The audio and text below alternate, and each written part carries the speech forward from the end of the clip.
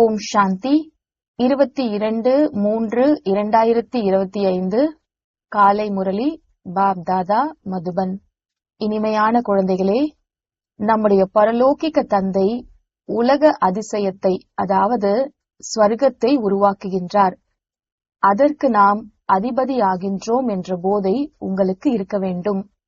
கேள்வி: பாபாவின் சங்கத்தில், அதாவது தொடர்பில் இருப்பதால் உங்களுக்கு என்னென்ன பிராப்திகள் கிடைக்கின்றது?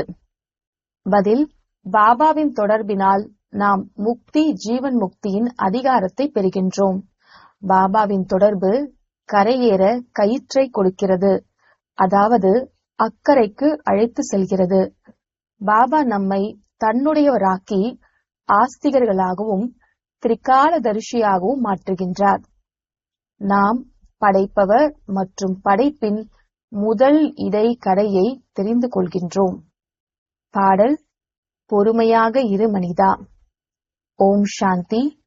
இதை யார் கூறுகின்றார்கள்? குழந்தைகளுக்கு தந்தைதான் கூறுகின்றார். அனைத்து குழந்தைகளுக்கும் சொல்ல வேண்டியிருக்கிறது. ஏனென்றால் அனைவரும் துக்கத்தில் இருக்கிறார்கள், தைரியமற்றவர்களாக இருக்கிறார்கள். தந்தையை நினைக்கிறார்கள், துக்கத்திலிருந்து எங்களை விடுவியுங்கள், சுகத்தின் வழி காட்டுங்கள் என்கின்றார்கள்.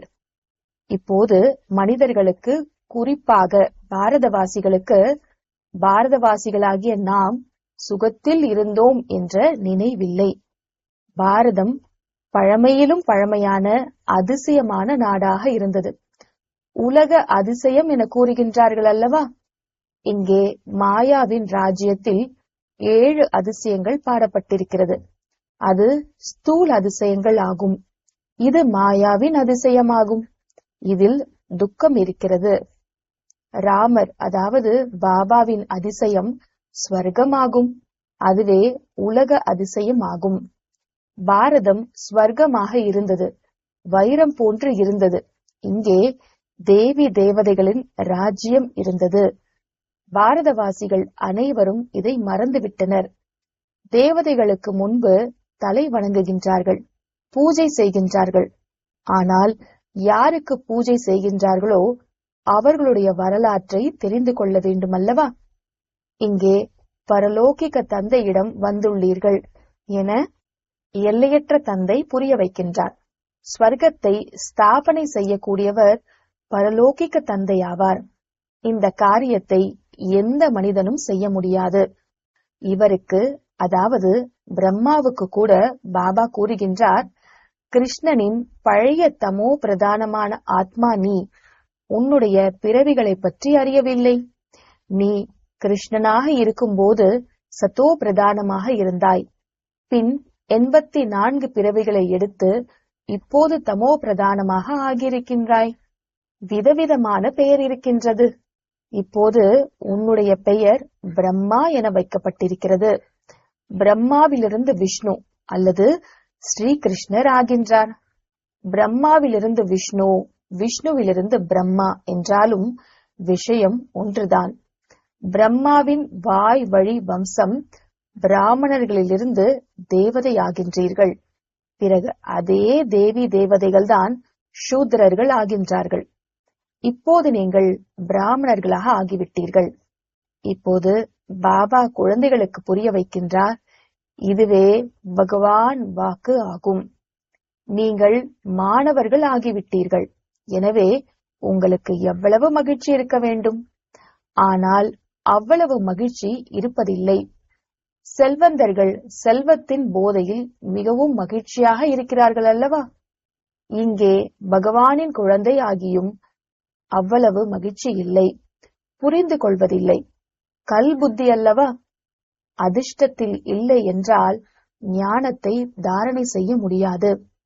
இப்போது பாபா உங்களை கோவிலில் வைக்கும் அளவிற்கு தகுதியடைய வைக்கின்றார். ஆனால் மாயாவின் நட்பு குறைந்தது அல்ல. நல்ல நட்பில் இருந்தால் உயர்வர், கெட்ட தொடர்பில் இருந்தால் அழிவர் என பாடப்பட்டிருக்கிறது.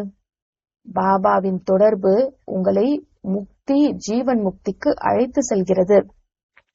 பிறகு ராவணனின் கெட்ட சகவாசம் துர்கதியில் அழைத்து செல்கிறது. 5 விகாரங்களின் தொடர்பாகிறதல்லவா? பக்தியில் சத்சங்கங்கள் என்று கூறுகின்றார்கள். ஆனால் ஏனியில் கீழே இறங்கிக் கொண்டே வருகிறார்கள். ஏனியில் இருந்து யாராவது விழுந்தால் நிச்சயம் கீழேதான் விழுவார்கள் அல்லவா? அனைவருக்கும் சத்கதியை அளிக்கும் வள்ளல் ஒரு தந்தைதான். யாராக இருந்தாலும் பகவானை மேலேதான் காட்டுகின்றார்கள். இப்போது தந்தை இல்லாமல் குழந்தைகளுக்கு யார் அறிமுகம் கொடுப்பார்கள்? தந்தைதான் குழந்தைகளுக்கு தனது அறிமுகத்தை கொடுக்கின்றார். அவர் தன்னுடையவராக்கி சிருஷ்டியின் முதல் இடை கடை ஞானத்தை கொடுக்கின்றார். நான் வந்து உங்களை ஆஸ்திகர்களாக மாற்றுகின்றேன், திரிகாலதரிசியாக மாற்றுகின்றேன் என தந்தை கூறுகின்றார். இது நாடகம். இதை எந்த சாது சந்நியாசியும் தெரிந்து கொள்ளவில்லை. அது எல்லைக்கு உட்பட்ட நாடகமாகும். இது எல்லைக்கு அப்பாற்பட்டதாகும். இந்த எல்லையற்ற நாடகத்தில் நாம் நிறைய சுகத்தை பார்க்கின்றோம், நிறைய துக்கத்தையும் பார்க்கின்றோம். கிருஷ்ணர் மற்றும் கிறிஸ்துவர்களின் கணக்கு வழக்கு எப்படி இருக்கிறது என்று பாருங்கள். அவர்கள் பாரதத்தில் சண்டையிட்டு ராஜ்யத்தை அடைந்தனர். இப்போது நீங்கள் சண்டையிடவில்லை, அவர்கள் தங்களுக்குள் சண்டையிட்டுக் கொள்கிறார்கள். ராஜ்யம் உங்களுக்கு கிடைக்கிறது. இது நாடகத்தில் நிச்சயிக்கப்பட்டிருக்கிறது. இந்த விஷயங்களை வேறு யாரும் அறியவில்லை. ஞானம் கொடுக்கக்கூடியவர் ஞான கடலாகிய ஒரே ஒரு தந்தைதான். அவர் அனைவருக்கும் சத்கதி கொடுக்கின்றார். பாரதத்தில் தேவி தேவதைகளின் ராஜ்யம் இருந்தது என்றால் சத்கதி இருந்தது. மற்ற ஆத்மாக்கள் அனைவரும் முக்தி தாமத்தில் இருந்தனர். பாரதம் தங்கமாக இருந்தது. நீங்கள்தான் ராஜ்யம் செய்தீர்கள். சத்யுகத்தில் சூரிய வம்ச ராஜ்யம் இருந்தது. இப்போது நீங்கள் சத்திய நாராயணனின் கதையை கேட்கிறீர்கள். நரனிலிருந்து நாராயணன் ஆவதற்கான கதை இதுவாகும். உண்மையான கீதையினால் பாரதம் உண்மையான கண்டமாக மிகவும் மதிப்புடையதாக மாறுகிறது என்று பெரிய எழுத்துக்களில் எழுதுங்கள். தந்தை வந்து உண்மையான கீதையை கூறுகின்றார், சகஜ ராஜயோகத்தை கற்பிக்கின்றார் என்றால் மதிப்புடையதாக மாறுகின்றது. பாபா மந்திர வித்தைகளை மிகவும் நன்கு புரிய வைக்கின்றார். ஆனால் குழந்தைகள் தேக அபிமானத்தினால் மறந்து போகின்றார்கள். ஆத்ம அபிமானி ஆனால் தாரணையும் ஆகும். தேக அபிமானத்தின் காரணமாக தாரணை ஆவதில்லை. நான் சர்வ வியாபி என்று நான் ஒருபோதும் கூறுவதில்லை என பாபா புரிய வைக்கின்றார். தாயும் நீயே, தந்தையும் நீயே என எனக்கு கூறினீர்கள். இதன் பொருள் என்ன? உமது கருணையால் அளவிட முடியாத சுகம் கிடைத்திருக்கிறது. இப்போதோ துக்கம். இந்த வார்த்தைகள் எந்த சமயத்தில் கூறப்பட்டவை என புரியவில்லை. பறவைகள் கீச் கீச் என சப்தம் செய்து கொண்டே இருக்கின்றன. அர்த்தம் புரிவதில்லை. அவ்வாறே இவர்களும் கீச் கீச் என செய்து கொண்டே இருக்கின்றார்கள். பொருள் புரியவில்லை. இது அனைத்தும் தவறு என பாபா புரிய வைக்கின்றார். யார் தவறாக மாற்றியது? ராவணன். பாரதம் உண்மையான கண்டமாக இருந்தது என்றால் அனைவரும் உண்மையை பேசினர். திருடவோ ஏமாற்றவோ இல்லை. இங்கே எவ்வளவு திருடுகிறார்கள்? உலகில் ஏமாற்றமே ஏமாற்றம். இதற்கு பாவ உலகம், துக்க உலகம் என்று கூறப்படுகிறது. சத்யுகத்திற்கு சுக உலகம் என்று பெயர். இது விகார உலகமாகும், வேஷ்யாலயமாகும். சத்யுகம் சிவாலயமாகும். பாபா எவ்வளவு நன்றாக புரிய வைக்கின்றார். பிரம்மா குமாரிகள் ஈஸ்வரிய விஸ்வ வித்யாலயம் என்ற பெயர் கூட எவ்வளவு நன்றாக இருக்கிறது. இப்போது பாபா வந்து புத்திசாலி ஆக்குகின்றார். இந்த விகாரங்களை வெற்றியடைந்தால் இந்த உலகத்தையே வெற்றியடையலாம் என கூறுகின்றார்கள். இந்த காமம்தான் மிக பெரிய எதிரியாகும்.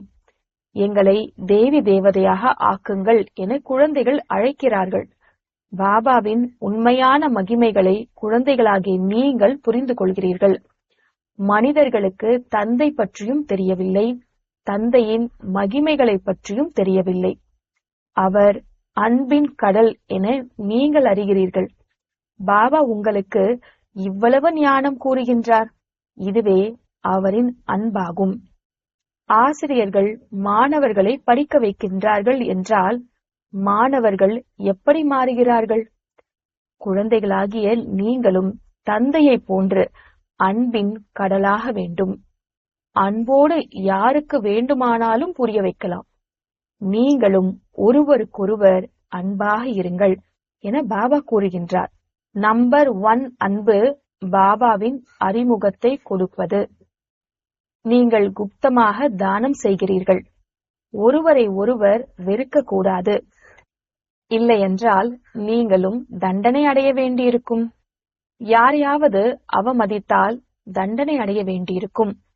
ஒருபோதும் யார் மீதும் வெறுப்பு காட்டாதீர்கள், அவமதிக்காதீர்கள். தேக அபிமானத்தில் வருவதால்தான் பதீத்தமாகிறீர்கள். பாபா ஆத்ம அபிமானி ஆக்குகிறார் என்றால் நீங்கள் தூய்மையாகிறீர்கள். இப்போது 84 பிறவிகளின் சக்கரம் முடிகிறது என அனைவருக்கும் புரிய வையுங்கள். சூரிய வம்சத்தின் மகாராஜா மகாராணியாக யார் இருந்தனரோ அவர்களே 84 பிறவிகளை எடுத்து கீழே இறங்கி இறங்கி இப்போது தரையில் இருக்கின்றனர். இப்போது பாபா மீண்டும் மகாராஜா மகாராணி ஆக்குகின்றார். என்னை மட்டும் நினைத்தால் தூய்மையாகி விடுவீர்கள் என பாபா கூறுகின்றார். குழந்தைகளாகி நீங்கள் இரக்க மனமுடையவராகி முழு நாளும் சேவையை பற்றி சிந்தித்துக் கொண்டே இருக்க வேண்டும். இனிமையான குழந்தைகளே, பாவம் துக்க ஆத்மாக்களாக இருக்கின்றார்கள்.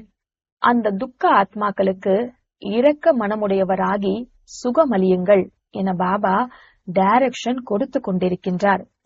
அவர்களுக்கு மிகவும் சுருக்கமாக கடிதங்களை எழுத வேண்டும்.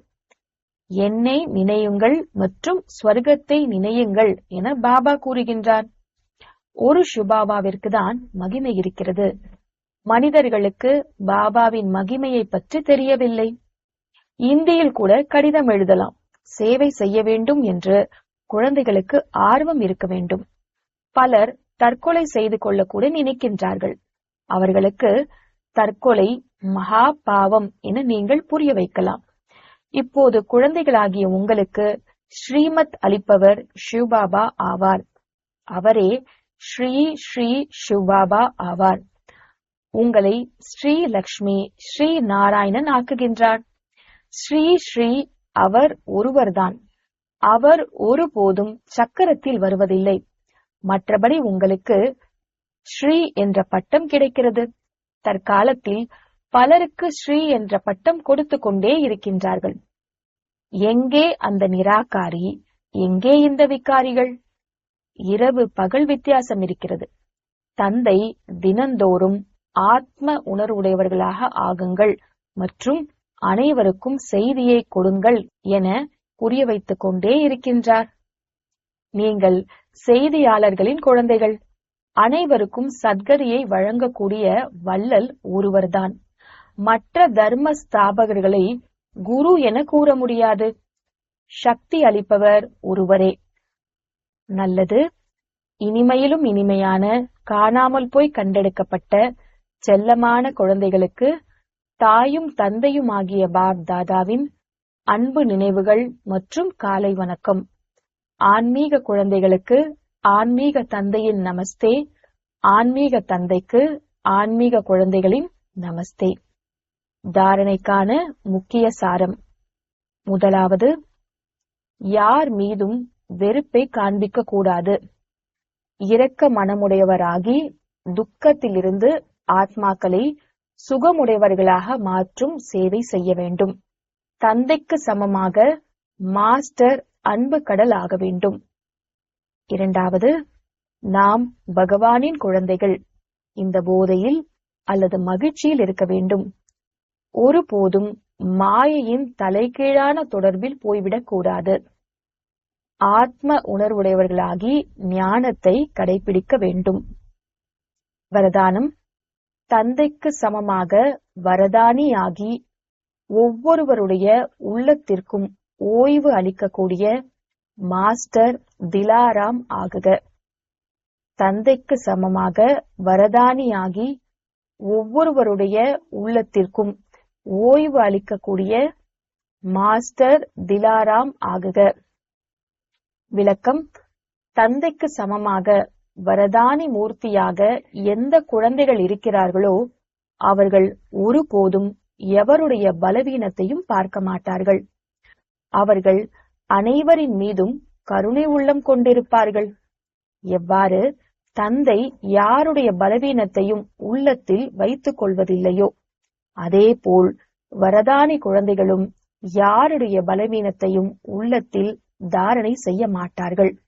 அவர்கள் ஒவ்வொருவருடைய உள்ளத்திற்கும் ஓய்வளிக்கக்கூடிய மாஸ்டர் திலாராமாக இருப்பார்கள். ஆகையினால் உடன் இருப்பவர்களோ அல்லது பிரஜைகளோ அனைவரும் அவர்களுடைய மகிமையை பாடுவார்கள்.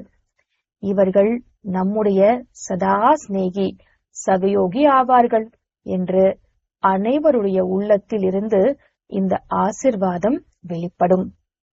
ஸ்லோகன்: யார் சதா கவலையற்ற சக்கரவர்த்தியாக இருக்கிறார்களோ அவர்களே சங்கம யுகத்தில் சிரேஷ்டமான ஆத்மா ஆவார்கள்.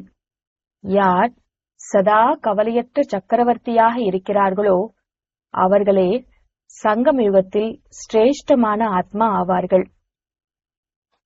மாதேஸ்வரி அவர்களின் விலை மதிக்க முடியாத மகா வாக்கியம்.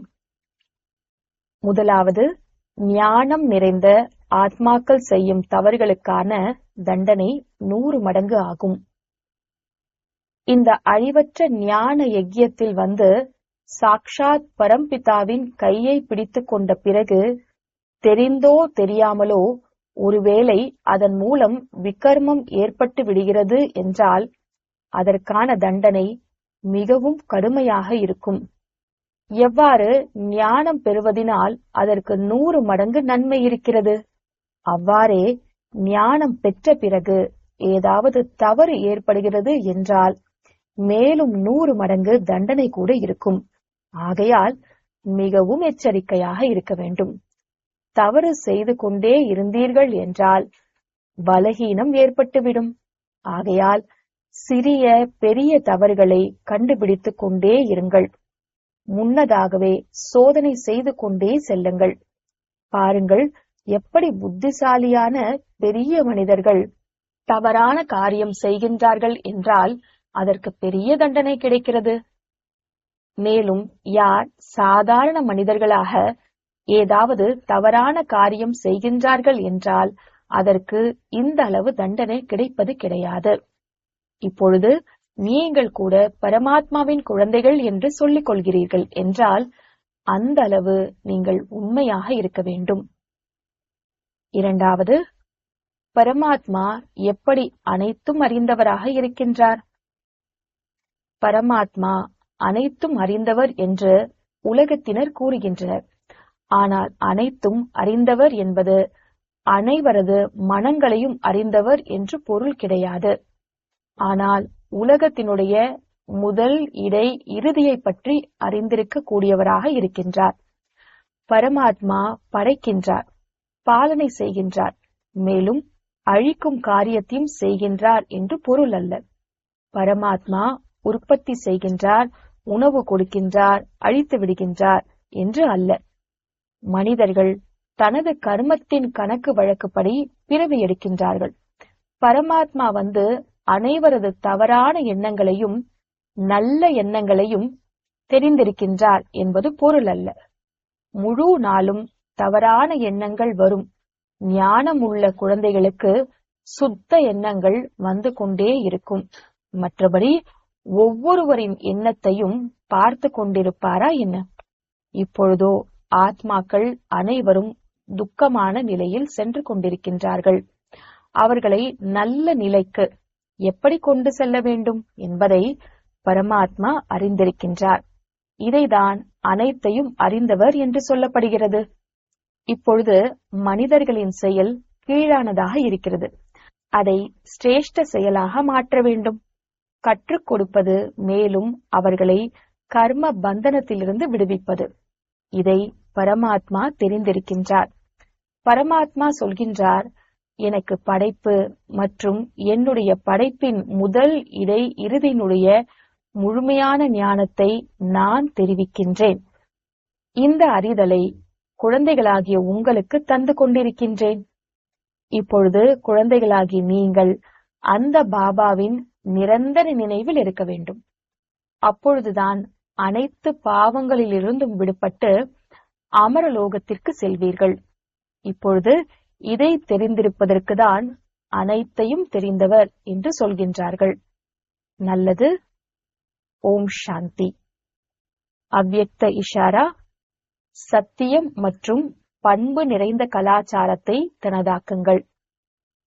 ஒரு பொழுதும் பண்புகளை விட்டுவிட்டு உண்மையை நிரூபிக்க கூடாது. பண்பின் அடையாளம் பணிவு ஆகும். இந்த பணிவு படைப்பு காரியத்தை சகஜமாக்குகிறது. எதுவரை பணிவானவர்களாக ஆகவில்லையோ அதுவரை படைப்பை செய்ய முடியாது. ஞானத்தினுடைய சக்தியானது சாந்தி மற்றும் அன்பாகும். அஞ்ஞானத்தின் சக்தியானது கோபத்தை மிகவும் கடுமையான சம்ஸ்காரமாக ஆக்கிவிடுகிறது மற்றும் அதை பயன்படுத்திக் கொண்டே இருக்கிறது. பிறகு மன்னிப்பும் கேட்டுக்கொண்டே இருக்கிறீர்கள்.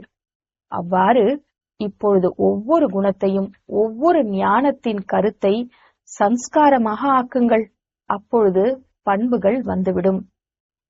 ஓம் சாந்தி.